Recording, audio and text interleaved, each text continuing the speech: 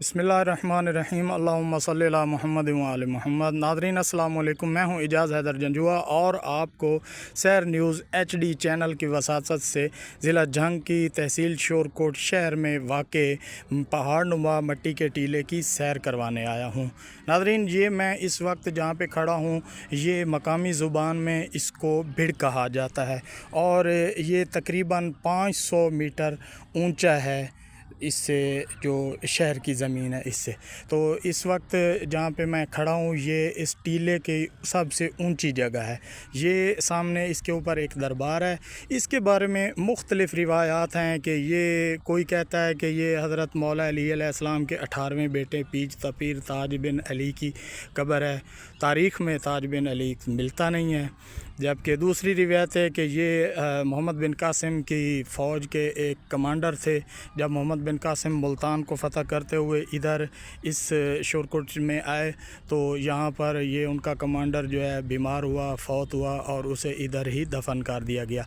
जबकि तीसरी रिवायत है वो ये है कि इनका नाम तखम शूरी है। और ये जो सामने ये एक वाइट कलर का दरबार नज़र आ रहा है, ये शोरकोट शहर के लारी अड्डा के बिल्कुल पास ही है और ये गाज़ी पीर के नाम से मशहूर है। गाज़ी पीर और तखम शूरी आपस में भाई थे, दोनों वलीउल्लाह थे। और जब तखम शूरी का वक्त वफ़ात आया तो इन्होंने अपने मुरीदैन से कहा कि मुझे इस टीले के ऊपर दफन कर देना।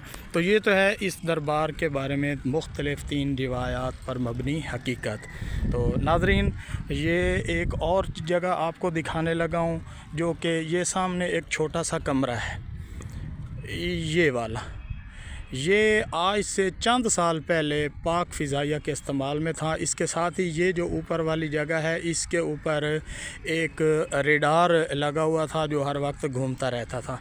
और अब पाक फ़िज़ाइया ने ये अपना यहाँ से ये रेडार वग़ैरह वापस उठा लिया, तो ये जगह अब वापस आसार कदीमा महकमा के हवाले कर दी गई है। नाज़रीन, ये जगह जगह पे इस टीले के ऊपर जो है ढलवाने हैं जो 2 से 250 मीटर तक गहरी हैं। मकामी लोगों का कहना है कि ये जो अब भिड़ है ना, ये अपना असल हालत से 1/4 बाकी पड़ा है। जबकि ज़्यादातर कंस्ट्रक्शन कंपनियों ने घरों की तामीरात के लिए और दूसरी जो सड़कें बनाने वाली कंपनी हैं, उन्होंने यहाँ से मिट्टी उठा लिया और ये सैकड़ों सालों से, अंग्रेज़ दौर से ये काम शुरू है। तो अभी ये तो बहुत थोड़ा सा बाकी रह गया है, जो कि तकरीबन राउंड अबाउट ये 1 किलोमीटर की लंबाई चौड़ाई में है जो कि रह गया। जबकि कहने वाले कहते हैं कि ये 4 से 5 किलोमीटर लंबाई चौड़ाई में था।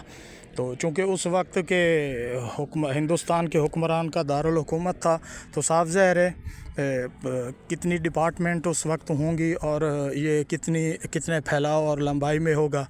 तो अभी जो आपको दिखाया है तो यही है जो हाल हाज़िर पड़ा है, ये आपको दिखा रहा हूँ। और ये ऐसा कदीम विरसा है जो आहिस्ता आहिस्ता ख़त्म हो रहा है। तो मैं सैर न्यूज़ HD चैनल की वसातत से आसार कदीमा के हुकाम बाला से भी गुजारिश करता हूँ, हुकूमत वक्त से भी गुजारिश करता हूँ कि इस कदीम विरसे को जो हज़ारों साल पुराना है, इसकी हिफाजत की जाए और इससे नेस्त व नाबूद, मतलब कि धरती से मिटने से बचाया जाए। नाज़रीन, ये कुछ छोटे कमरे हैं, ये 7 भी कमरे हैं। इनमें जो हैं ये दरबार से वाबस्ता मलंग हज़रात वो रिहाइश पज़ीर हैं। इर्द गिर्द शोरकोट शहर है। उस वक्त इस भिड़ के बारे में मशहूर है कि उस वक्त जब ये अपनी पूरी आबो ताब के साथ आबाद था, उस वक्त इसका नाम था राष्ट्रकोट। और ये ज़िला जंग जो पुराना, जिसका नाम किला बरमनगढ़ था, तो ये उस वक्त राष्ट्रकोट बरमनगढ़ से मुंसलिक था। तो वो बरमनगढ़ भी अशोक आज़म की राजधानी का हिस्सा था। तो ये शोरकोट आज शोरकोट कहलाता है।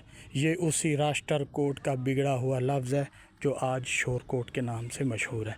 तो नाज़रीन, आपको अगर ये वीडियो अच्छी लगे और इस किस्म की और आप तारीख़ी वीडियोज़ देखना पसंद करेंगे तो इस चैनल को लाइक करें, फॉलो करें, शेयर करें और सब्सक्राइब करें। शुक्रिया। अस्सलामु अलैकुम।